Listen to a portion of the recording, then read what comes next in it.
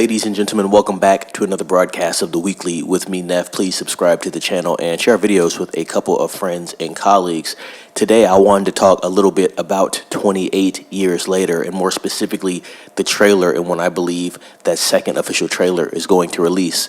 So, if anybody didn't know, the first trailer for 28 Years Later released on December 10th. This is going to be a production from Sony Pictures, and the trailer was awesome. One of the better trailers that we had drop at the end of 2024 for a film that comes out in 2025. But if you do the math, that is a 6-month lead time on the film, which is going to be hitting theaters on the 28th of June.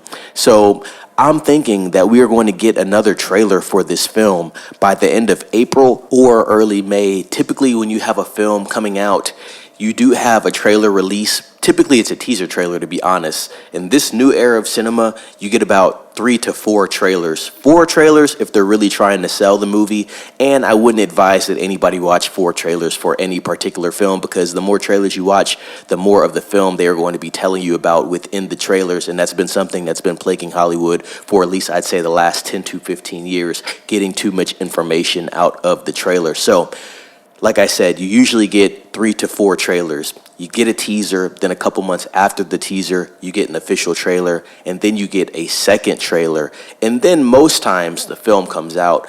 Sometimes you might get some information in between.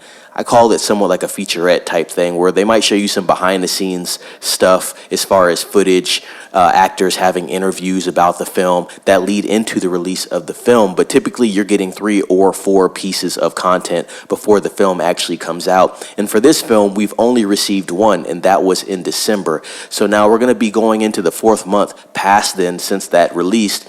And, you know, people have short attention spans nowadays. You want to be relevant. You want to stay in their minds with something fresh. So a lot of people, if they're not into 28 years later, or maybe if they're sort of into 28 years later, with that trailer releasing in December, they're going to need to follow up with something at Sony Pictures to just remind people that this film is coming out in June. I do think it has the potential to surprise a lot of people as far as box office for a summer horror flick. And also, I do believe as a film, it has a chance to be the best horror film of this year, not only from story, but quality. Also, I believe with this sequel, and this is going to be the 3rd film in the trilogy there before we get into this new trilogy, I think it's going to be buttoning up a lot of questions that people had after the release of that second film 28 weeks later. I don't think it's going to dive too much into it in the plot because they're introducing new characters, so you need to build their arcs up, but I do think it is going to touch on some things that the niche audience wants to know. Once again, I do believe this is going to be an event type film. I know there is a niche audience for this, but I do think it is going to mobilize for this film. And like I said, to get out one more trailer, that second official trailer, and maybe even the last trailer that you need to promote this film, it's something that Sony is going to do, I believe, by the end of April or early May. That gives them at least 2 months to about a month and a half of lead time before the film comes out. Once again, if you do put out a trailer in that time frame, the film is still relevant.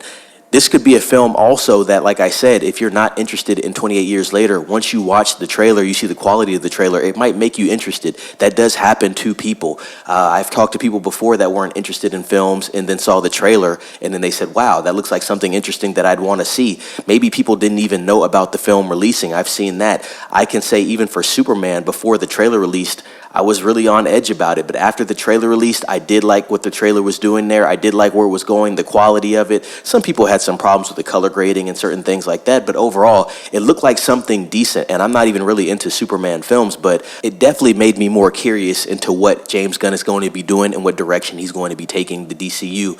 So like I said, Sony Pictures, let's get another trailer for 28 years later out there. Let's get the hype train going. This is definitely going to be a big summer hit, and I believe that budget is somewhere under a tame $75 million.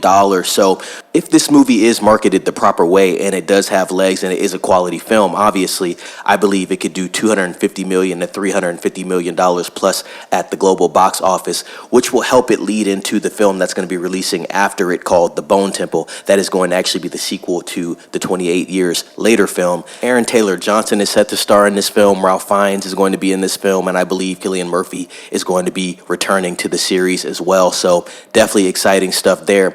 Ladies and gentlemen, Chime in below. Let me know what you think about this, my speculation on when this new trailer is going to release for 28 Years Later. Subscribe to the channel. Also, share this video with a couple of friends and colleagues. Let them know to subscribe as well. With that being said, it's Neff signing off. Be safe.